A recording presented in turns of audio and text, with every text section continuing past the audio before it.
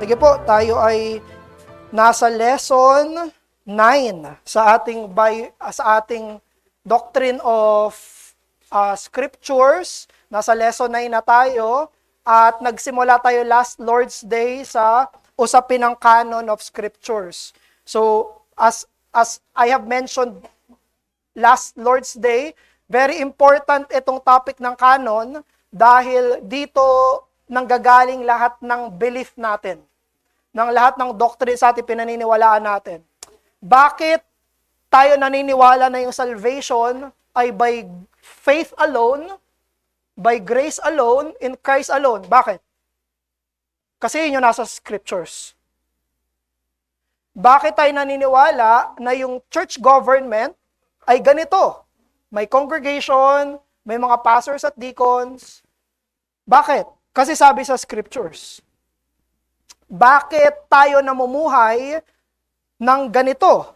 Dahil sinabi, according sa scriptures, lahat ng ating belief and practice, we conform ourselves sa kung ano yung nakasulat.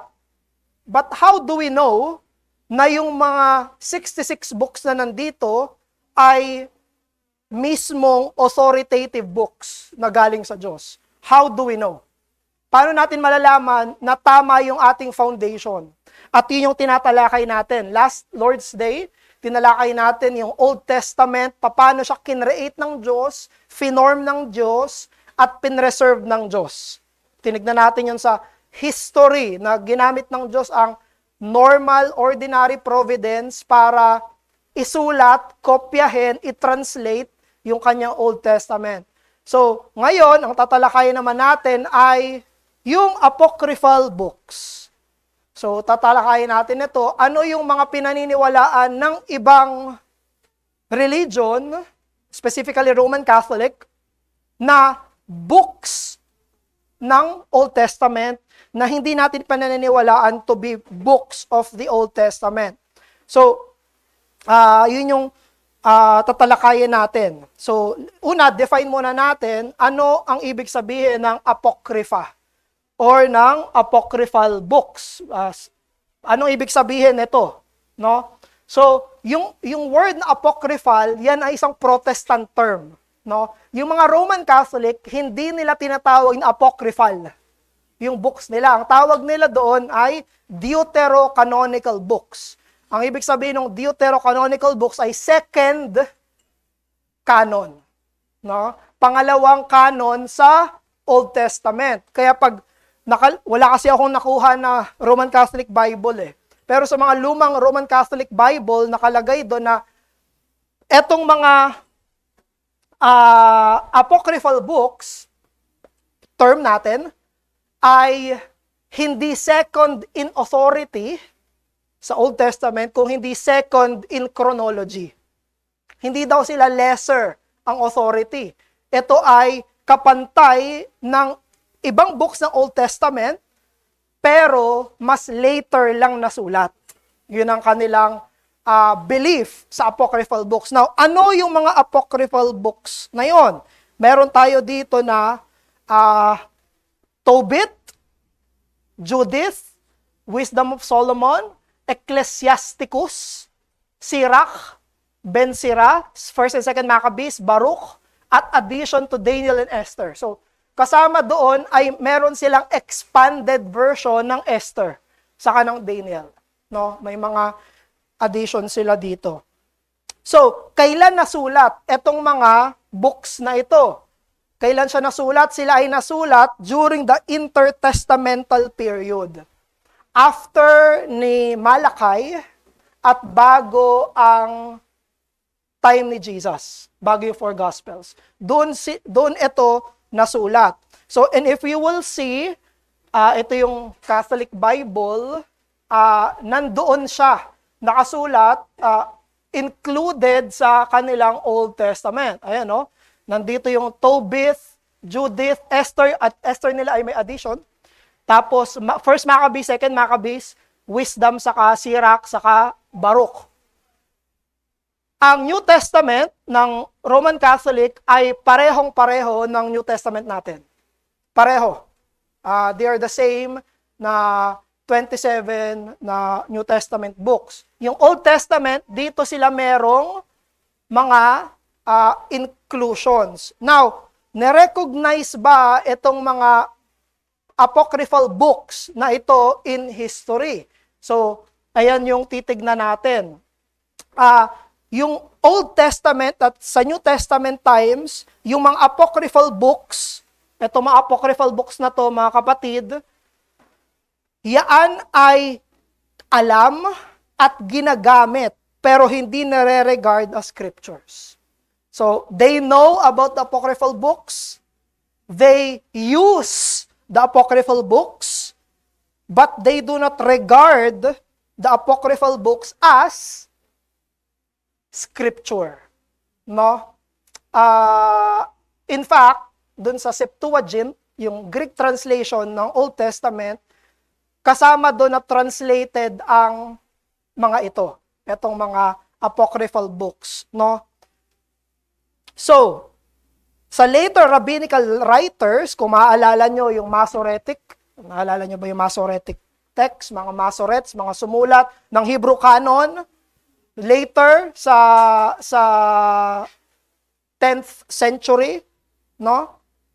Hindi nila inaccept yung apocryphal books. Ang inaffirm lang nila ay yung 39 books na meron tayo ngayon sa Old Testament. Yung mga Hebrew mismo, hindi nila inaccept yung apocryphal books. Tapos yung mga earliest lists ng Old Testament, katulad sa 2nd and 3rd century, katulad ni Melito of Sardis, no? Sa kanyang list ng Old Testament, hindi kabilang yung mga apocryphal books. Ayan, meron siyang Law ni Moses, historical books, poetic wisdom, and prophets, no? Pero, excluded yung apocryphal or deuterocanonical books, no? Ganon din yung Byreneus list. 2nd century, hindi siya, very early. Pag 2nd century, before 200 AD. Hindi kasama yung mga apocryphal books sa kanilang list.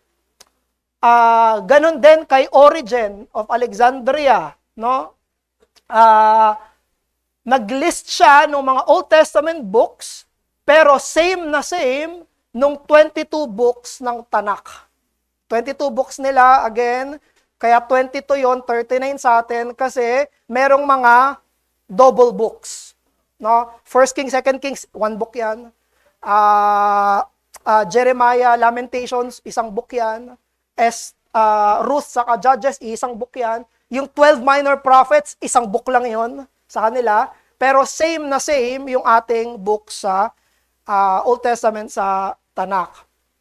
Ano pa? Sa Reformation period, sa panahon ng Reformation, yung mga reformers, katulad nila Luther, ay nirevisit yung issue ng ano ba yung included sa Old Testament. At kinonsider nila na yung mga apocryphal books ay hindi basis ng Christian doctrine. Si Martin Luther ay nag-translate ng sarili niyang Bible into German. Kasi German siya eh. So sa kanyang German Bible, sinulat niya to. Sabi niya, nakalagay sa German Bible niya, sa mga preface or mga notes, sabi niya, Apocrypha, these are books which are not held equal to Holy Scriptures, and yet are useful and good to read. Magandang basahin, pero hindi kapantay ng authoritative na Old Testament. At alam nyo ba na nagkaroon lang ng list yung Roman Catholic Church ng Old Testament at kinonsider nila Apocrypha bilang authoritative sa Council of Trent lang after ng Reformation. Pag napakinggan yung Council of Trent, yan ay counter-reformation. Nag-react sila sa Reformation at sa Council of Trent, officially dineclare ng Roman Catholic Church na Scripture ang apocryphal books. And ito yung sinabi nila. Ito yung Council of Trent, isang picture yan ng pag-gather ng mga Roman Catholic bishops and scholars at bumuo sila ng kanilang confession. Yung Council of Trent ay confession ng Roman Catholic Church. At sinabi nila doon sa Session 4, Decree Concerning Canonical Scriptures, sabi nila, "But if anyone receives not as sacred and canonical the said books," yung the said books, apocryphal, "with all their parts, and knowingly and deliberately contemn," yung contemn and despise, "the traditions ay apocryphal books, aforesaid, let him be anathema." So isipin nyo, ito yung first time sa history na ituturing kang hindi Christian kapag hindi mo inaccept na authoritative yung certain books. Ito yung first time sa history. Sa early church, walang ganyan. Nagbibigay silang lists, pero walang anathema. Pag sinabing anathema, accursed, sumpain ka nawa, mapupunta ka ng impyerno. Yun yung anathema. Diba? Yung sinabi ni Paul sa Galatians 1, 8-10, "If anyone preach another gospel, let him be anathema." Ganon yung ginawa ng Roman Catholic Church sa usapin ng canon, ng apocryphal canon. Now, balik tayo sa early history. May dalawang theologians na magkalaban. Si Jerome at si Saint Augustine. Now, surprisingly, ang panig sa side ng Roman Catholics, syempre wala pa namang Roman Catholic at Protestant sa panahon nila, pero yung naging reason kung bakit tinanggap later on yung apocryphal books ay si Saint Augustine. At later on, may mga councils na na-influence niya na tinanggap yung mga apocryphal books. Samantalang si Jerome ay yung sumulat ng Latin Bible, yung Latin Vulgate. Kasi, syempre, nasa Hebrew at Greek yun. Ang salita nila dati ay Latin. Yun yung common. Kung paanong Tagalog sa atin, Latin ang salita nila. Nag-uusap sila Latin, no? So, tinranslate niya sa common language. Pero, hindi siya naniniwala na part ng canon ang apocryphal books. Pero, nakasulat yun sa Latin Vulgate. Kasi sinabihan siya ng church at sumusunod siya sa church. But ang kanyang personal na view ay hindi ito authoritative. Sabi ni Jerome sa preface niya sa Book of Solomon, sabi niya, "Therefore, in the same way, the church reads the book of Judith and Tobit and Maccabees, but does not receive them among the canonical scriptures. So also, let her read these books, Wisdom of Solomon, Sirach, for the edification of people, not for authoritative confirmation of doctrines." So para kay Jerome, pwedeng basahin itong mga apocryphal books, edifying sila, pero hindi siya pwedeng ituring na panggagalingan ng doctrine, panggagalingan ng teaching, panggagalingan ng authority sa buhay pananampalataya, no? So, si Jerome ay naniniwala, kung ano yung pinaniniwalaan natin, na kung ano i-accept ng Israel bilang kanilang books, yun ang dapat tanggapin natin bilang Old Testament, no? In fact, nalagay ko ba dyan yun? Hindi. In fact, sa ilang mga translation ni Jerome, sa Old Testament, nilalagyan niya ng sign, yung tinatawag na obelus, para ipakita na yung mga translation na yan, yung part na yan ay secondary. Kasi sa ancient times, kapag may mga nagsusulat, may mga signs silang nilalagay para ipakita na ito, hindi sure to. Ito ay secondary. Doon sa mga apocryphal books sa Latin Vulgate, may sign siya. Para ipakita na, ito personal ko to. Hindi ako naniniwala na ito ay authoritative. Pwede basahin, maganda basahin, pero hindi authoritative. However, si St. Augustine, nakalin siya heavily sa church recognition. Kasi ginagamit ng church yung apocryphal book sa early church eh. Binabasa nila yon, kino-quote nila yon. So nakalin si St. Augustine sa ano yung recognition ng church. Kaya pansin nyo, ganun yung kinalabasan ng Roman Catholic Church. Ang pinanggagalingan ng doctrine ng Roman Catholic Church ay kung ano yung sabi ng church. Sola Ecclesia. At hindi tayo ganon. Tayo ay naniniwala hindi dahil sabi ng church, kung hindi sabi ng Scripture.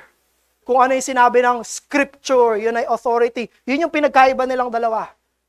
Kaya pambato ng Roman Catholic Church si St. Augustine. Later on, no? So, ang question, bakit tayo nagre-reject ng apocryphal books? Why? What's the reason? Meron akong nilagay na 5 na reasons kung why we reject the apocryphal books. Una, because we follow the Hebrew canon. Naniniwala tayo sa Romans chapter 3 verse 2, sinabi ni Apostle Paul, to begin with, the Jews were entrusted with the oracles of God. Lahat daw ng prophecy ng mga salita ng Diyos, kanino pinagkatiwala? Sa mga Hudyo.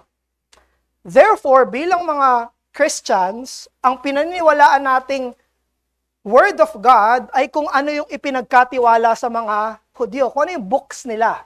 Kung ano yung ina-accept nila, bilang Old Testament, i-accept natin. Kung ano yung hindi nila ina-accept, hindi rin natin i-accept. Sabi ni, again, ito yung very recommended ko na book, Scribes and Scriptures, sa usapin ng paano nag-form, na-transmit ang Old Testament.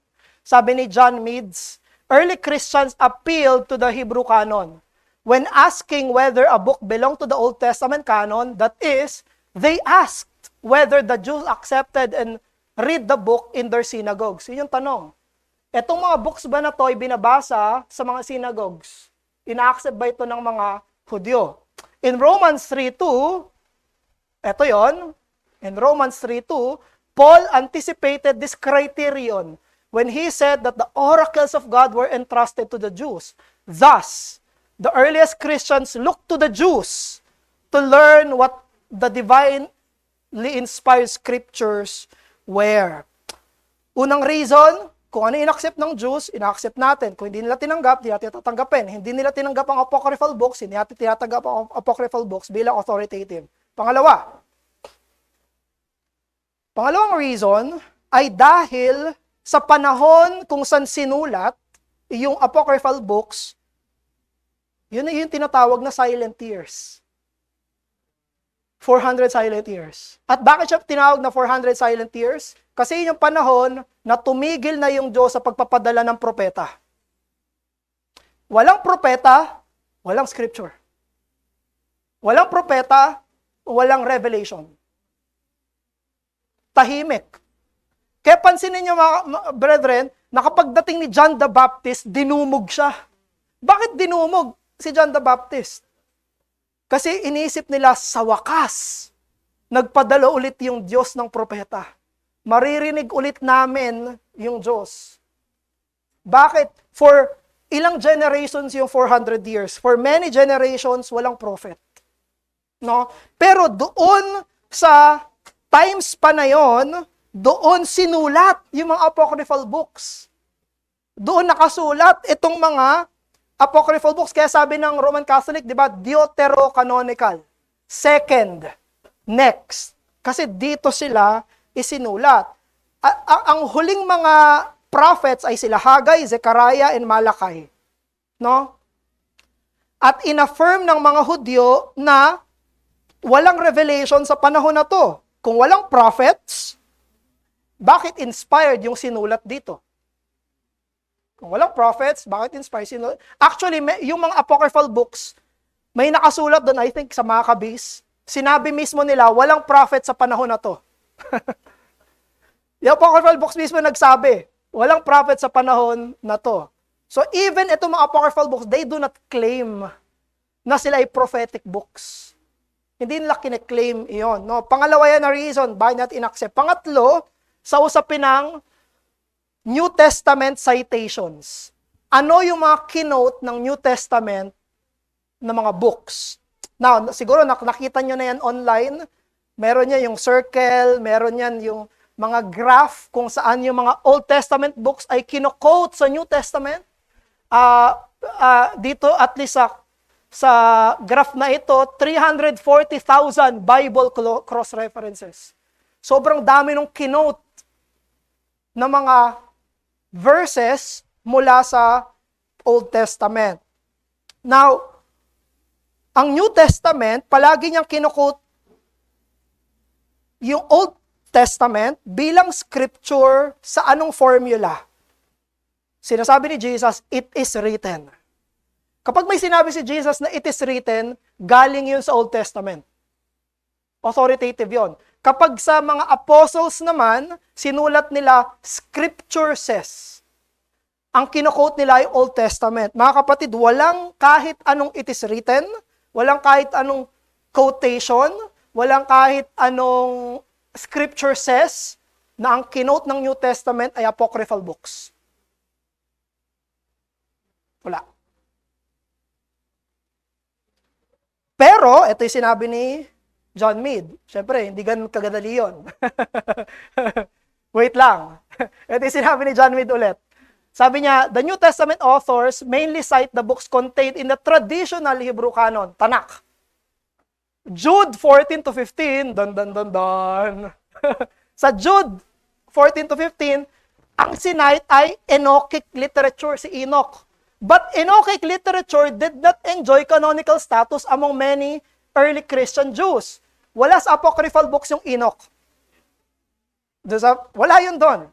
No? New Testament authors do not cite books from the Apocrypha as scripture, though they do, important tong word na to, allude to them occasionally. Kunyari, Hebrews 11:35. Allusion yan, yung martyrs waiting for the resurrection. Pero walang citation, pero merong allusion. No? Anong ibig sabihin nun? Ibig sabihin yung mga New Testament authors, familiar sila sa Apocrypha. Nababasa nila Apocrypha, alam nila yung history ng mga nakasulat doon, pero nire-reserve nila yung scriptural authority sa Tanakh. Doon sa Hebrew Bible. No? So, yan yung sa New Testament citations. Pang-apat, bakit natin hindi tinatanggap ang apocryphal books? Dahil sa doctrine. Maraming doctrine may mga doctrine sa apocryphal books na hindi in line sa other books. Actually, kaya sila, one reason kung bakit tinanggap ng Roman Catholic Church sa Council of Trent, yung apocryphal books ay para meron silang basis sa ilang doctrine nila. Katulad ng praying for the dead. Bakit? Kasi may basis yan sa Maccabees. No? Sa second Maccabees 12:46. Sinabi doon, it is therefore a holy and wholesome thought to pray for the dead, that they may be loosed from their sins. Doctrinal reason, no? But nowhere in other parts ng ating Old Testament canon na may ganyan. Kahit si David, nung namatay yung anak niya, nung buhay yung anak niya, pinagpe-pray niya. Nung namatay na, tapos na. Pinagpe-pray. Habang buhay, yun yung makikita natin na pinagpe-pray. Pero after, walang prayer for the dead para sa mga yumao. Pero dito manggagaling, mabubuo yung kanilang doctrine ng purgatory. Later on. No? Kaya sabi ni Martin Luther, in all of Scripture, there is no recollection of purgatory.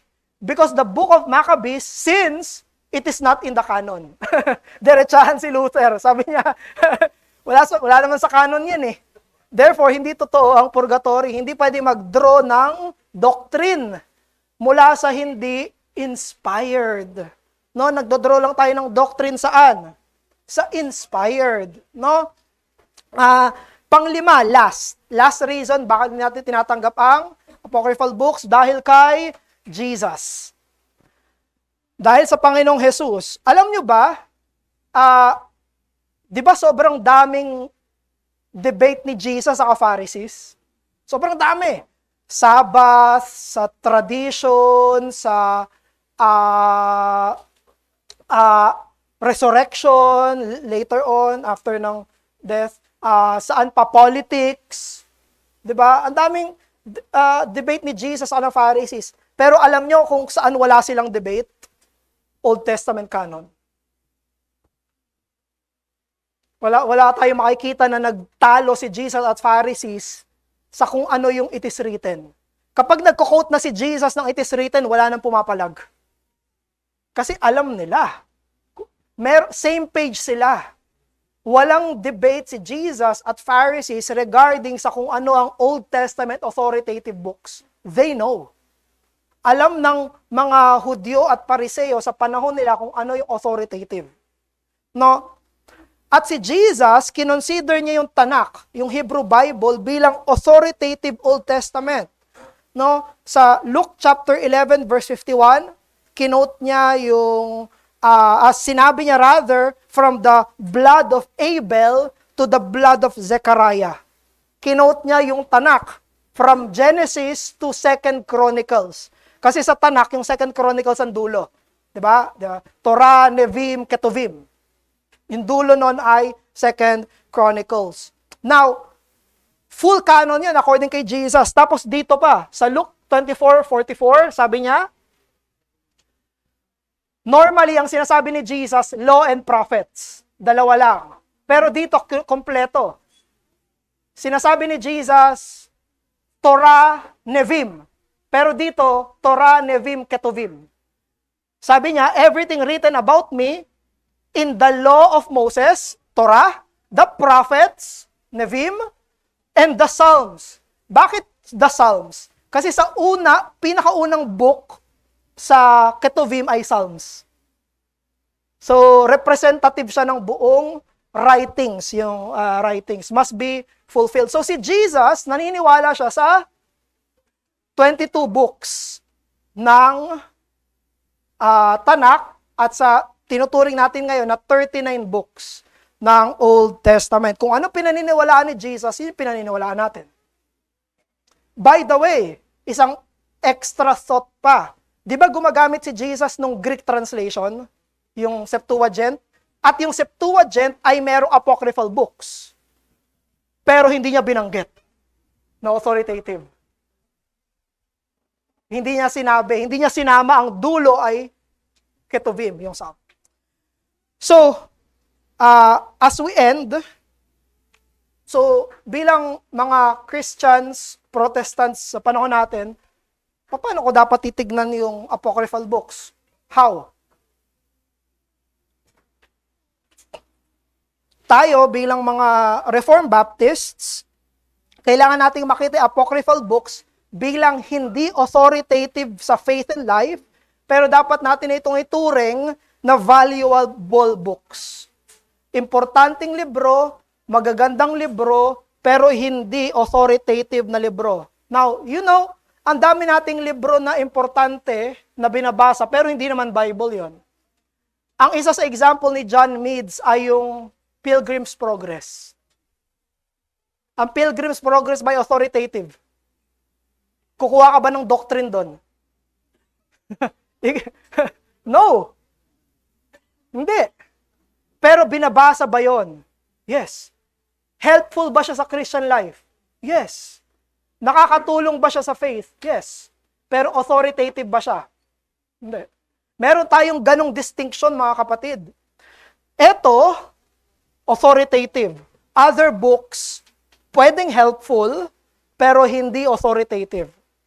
Kumbaga, hindi ko pwedeng i-bind yung conscience nyo base labas dito.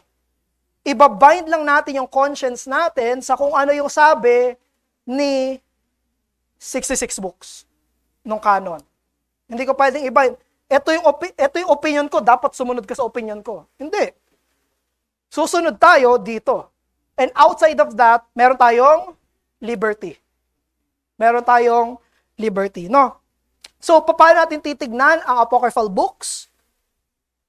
Valuable, helpful, pero hindi authoritative. Ito yung sinabi ulit ni Meads. Gamit na gamit. Sabi ni Meads, Protestants today should feel neither fear nor obligation about reading the Apocrypha. Di tayo matakot sa Apocrypha. Huwag nating isipin na pag binasa ko yan, kung ano mangyayari sa akin. Hindi. Tayo matakot. At huwag nating isipin na, hindi, kailangan. No? But, there is certainly benefit from reading the Apocryphal books, since they contain stories and wisdom that agree with doctrine in the canonical books. Merong mga hindi, pero marami yung mga matututunan natin dito sa mga librong to. Now, I want to give few examples. Nag-quote ako sa apocryphal books. Now, kung hindi natin binanggit na apocryphal books yon, you will definitely agree. Example, 3 kinote ko. For example, Sirach 28:6-7. Sabi dito, remember the end of your life and set enmity aside. Remember corruption and death and be true to the commandments. Remember the commandments and do not be angry with your neighbor. Remember the covenant of the Most High and overlook faults.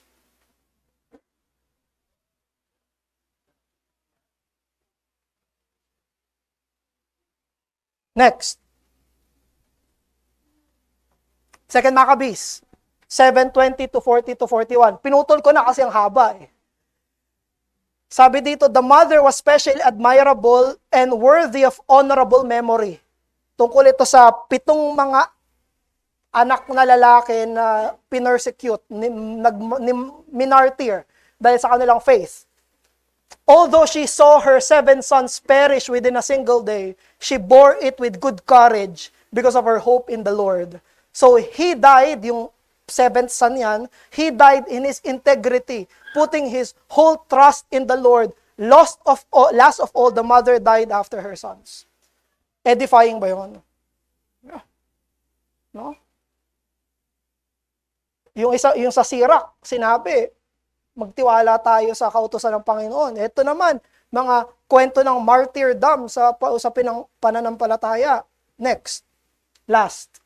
Baruch 1:15-17. Actually, tuwa si Calvin dito sa Baruch eh. Sabi dito sa 15:17, and you shall say to the Lord our God, belongs righteousness, but to us this day public shame. On the people of Judah, on the inhabitants of Jerusalem, and on our kings and rulers, our priests, our prophets, and our ancestors, because we have sinned before the Lord. Vinindicate niya yung Diyos. Ang Panginoon, righteous tayo, hindi. No. Helpful. Edifying. Yung mga words na ito.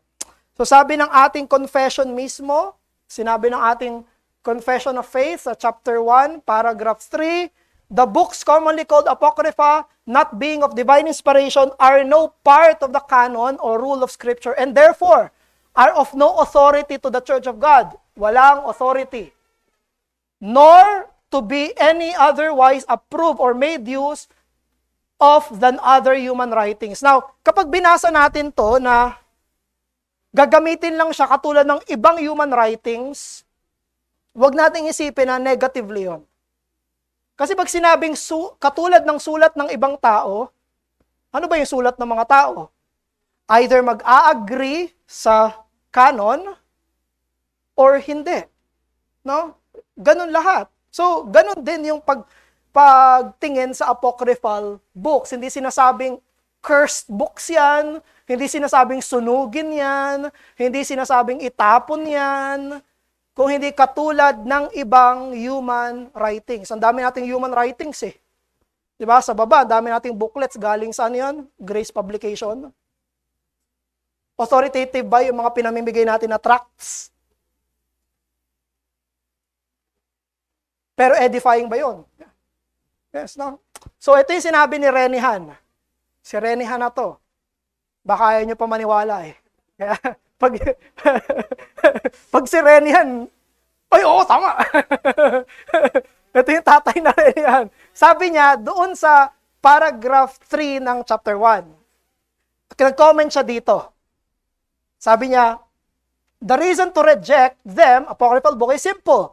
They do not share the nature of authentic books of the canon of Scripture. They are not God-breathed. This does not make them useless. In fact, they may provide helpful insight into the era between Malachi and John the Baptist.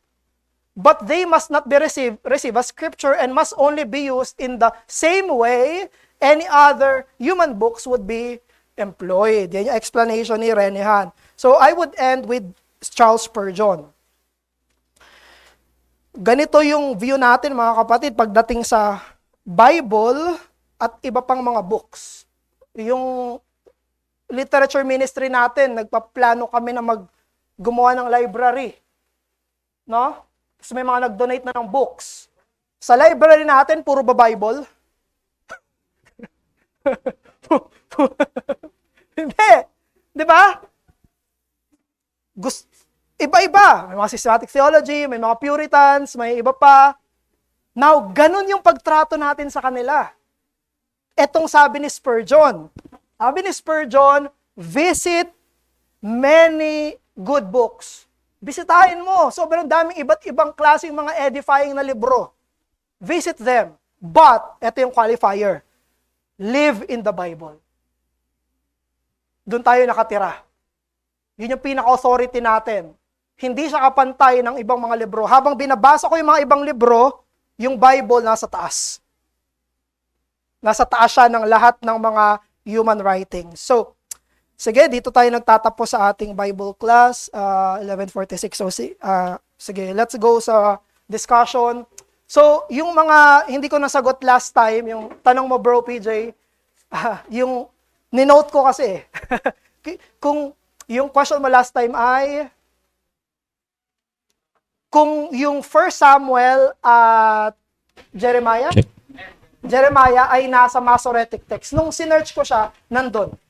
Kompleto yung 39 books sa Masoretic text. So anyway, ano ko lang yun, follow up ko lang yun doon. Sige, any question? Tito Dandy. Saan nabilong yun? Saan Ano po? Yung Book of Enoch, hindi, makategorize ba natin siya nga apocryphal or other?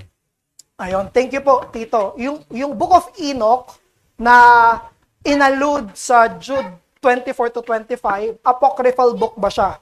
So sa atin po, pati sa Roman Catholic, hindi siya tinuturing na apocryphal book. Kahit yung Roman Catholic, hindi siya kasama doon sa mga apocryphal books na yon. Lalo na sa atin, hindi natin tinuturing na canon, yung Book of Enoch. Ang isang reason po ay dahil walang nauna kay Moses na sumulat. Ang pinakaunang sumulat ng scripture na tinatanggap ay kay Moses. Lahat ng mga bago kay Moses, perhaps siguro may qualification kay Job, pero kay Moses, lahat ng prior doon, hindi kinikilala bilang scripture. Kasi si Enoch, very early siya eh. Pang ilan kay Adam. Ilang generations lang after kay Adam. Ang pinakaunang author ay si Moses. So, kapag bago kay Moses, walang tinatanggap, after ng Persian Empire, wala ring tinatanggap na Moses. So, maging ang mga Hudyo, ang una nila ay si Moses. Bago kay Moses, hindi authoritative. So, ayun po dito. Sige, other questions? Or comments?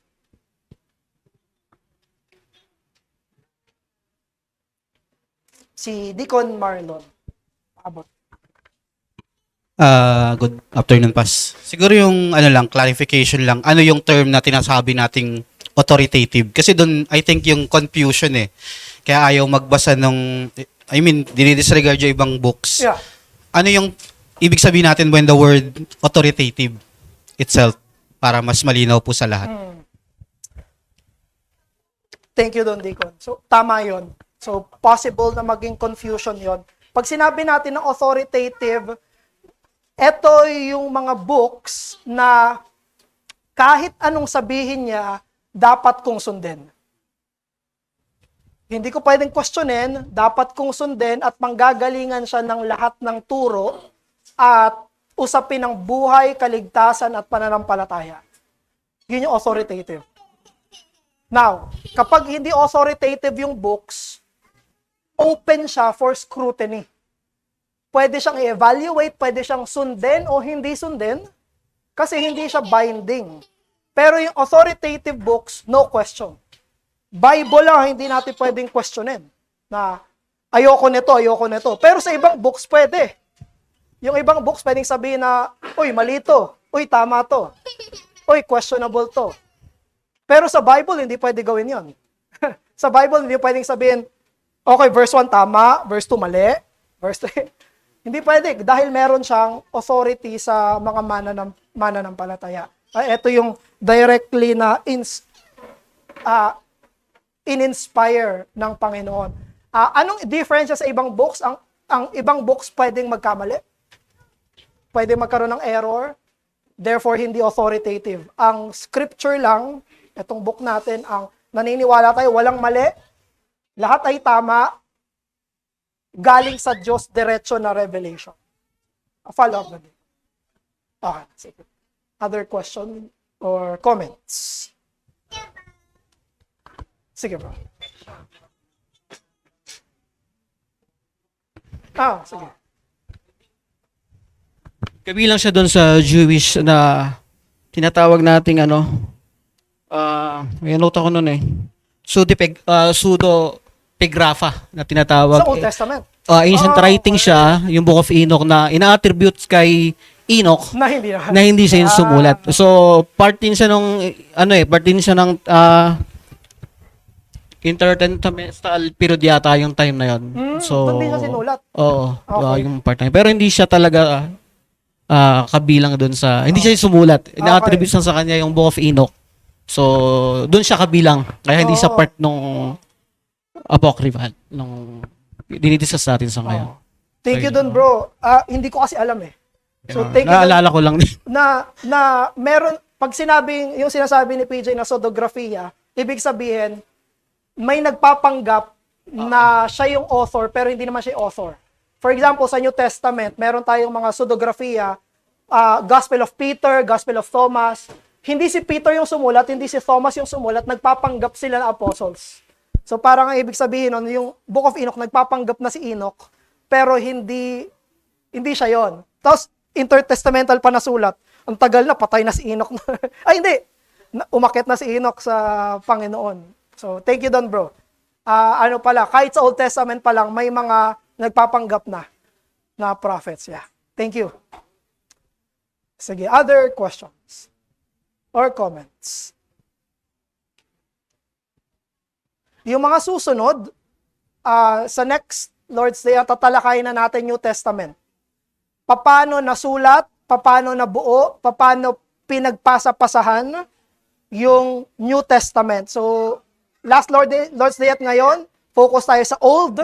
Next Lord's Day, sa New Testament naman tayo. Sige, Deacon Jean. Ayan, Pas, thank you sa study. So, yung tanong ko siguro kung yung apocryphal books ba ay edifying sa mga saints, meron din ba siyang place sa ating worship? Gaya, kung for example, yung mga Apostles' Creed, binabasa natin siya pero hindi naman siya scripture. Yeah. Kung meron bang possibility na magkaroon ng place yung mga apocryphal books within the worship? No. Katulad ng mga Hudyo. Yung mga Hudyo, hindi nila yon, di ba isa-isa sa criteria, ano yung binabasa ng mga Hudyo sa synagogues nila? Hindi nila binabasa yung apocryphal books. So, syempre, yung mga babasahin natin sa worship, ang iniisip natin na biblical.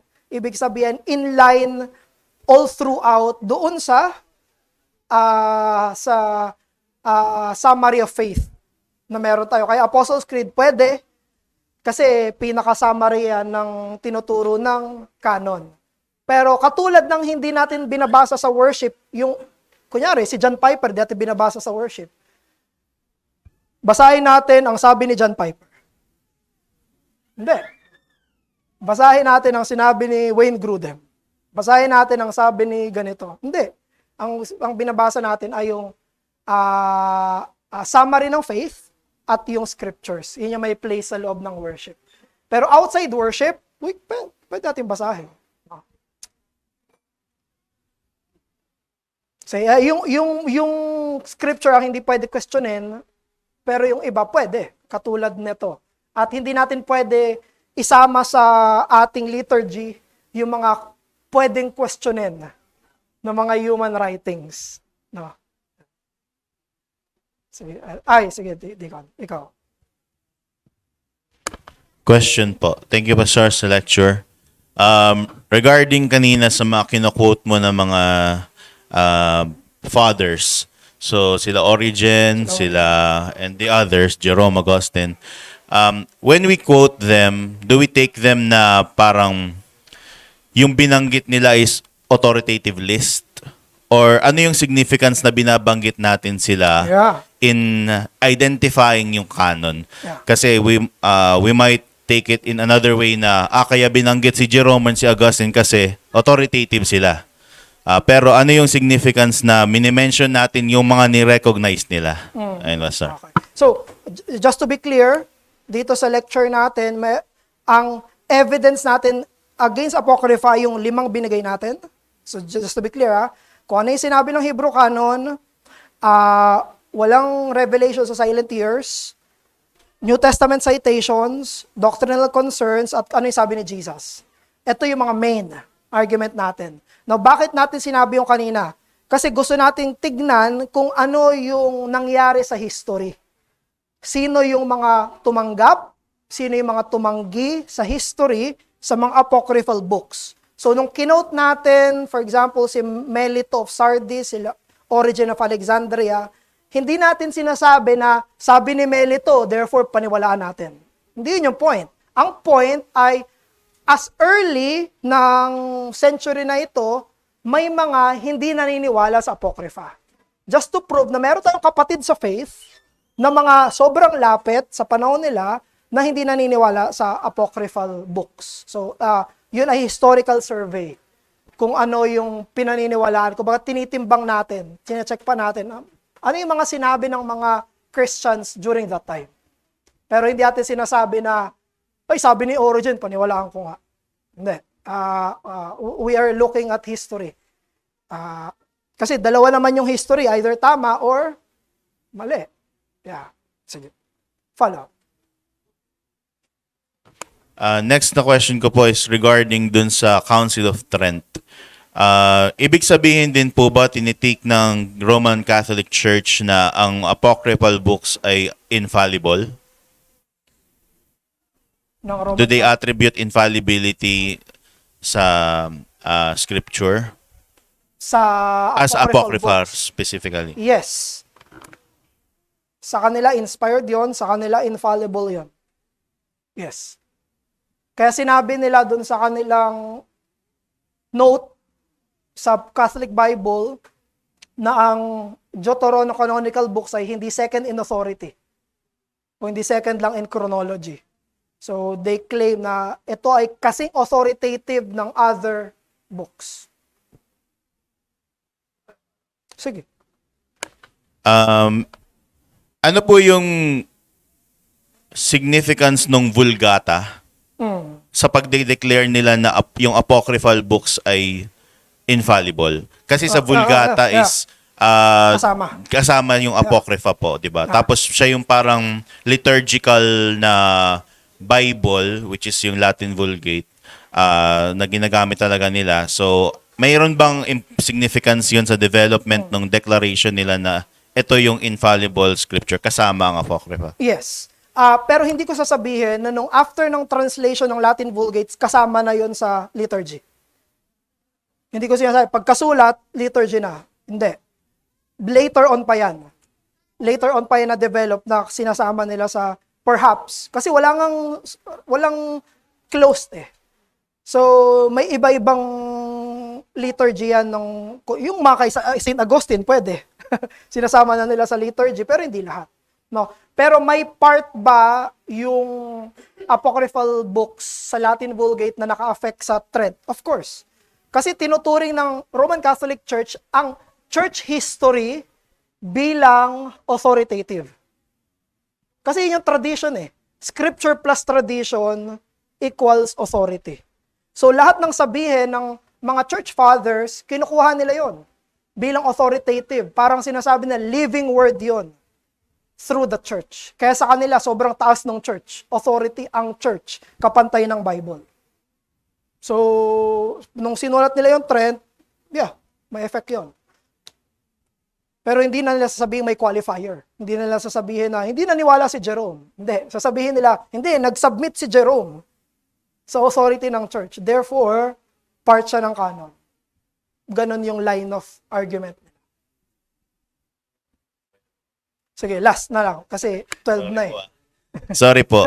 So my question is, how should I approach, for example, a Catholic na nakipag-usap sa, kunwari may nakausap akong Catholic na they take authoritatively yung Apocrypha regarding sa discussions ng purgatory, praying for the dead. How do I talk to them when I don't accept yung Apocrypha as authoritative, while them, ang presupposition nila is authoritative si Apocrypha. So, paano ko i-engage yung ganoon na situation? Dalawa lang naman eh. Paano i-engage yung Roman Catholic na nag-argue sa purgatory example, galing sa apocryphal books? Dalawa, pwedeng sabihin natin na hindi authoritative yan. I do not believe na yan ay authoritative. Or pangalawa, stick to our Bible. Na ito yung sinasabi ng scriptures, at dito sa scriptures merong pinagbabawal na kumausap ng patay. Pinagbabawal ng Panginoon, Old Testament, you cannot talk to the dead. Forbidden yan sa lumang tipan. Kasalanan iyon, no? You cannot, kaya bawal yung occultism. Actually, yun yung kasalanan ni Saul. So we can appeal sa ating authoritative books para sa ganong mga conversations. Let's pray. Manalangin po tayo. Ama namin, maraming salamat po sa pagtuturo nyo sa amin at paggabay nyo sa amin. Paano po namin i-approach yung apocryphal books. Turungan nyo kami, O Diyos, na ituring ang 66 books mo bilang panggagalingan ng doktrina namin, buhay namin, at tulungan nyo kami na tignan ng ibang mga libro na nasa ilalim nito. Tulungan nyo po kami magkaroon ng ganitong isipan bilang believers, that we hold in high esteem only, Father, the 66 books of the Scriptures. Maraming salamat po. Gawin nyo sa amin yung sinabi ni Spurgeon, that we may visit many good books, but we will live in your Bible. Sa pangalan ng Panginoong Jesus, Amen.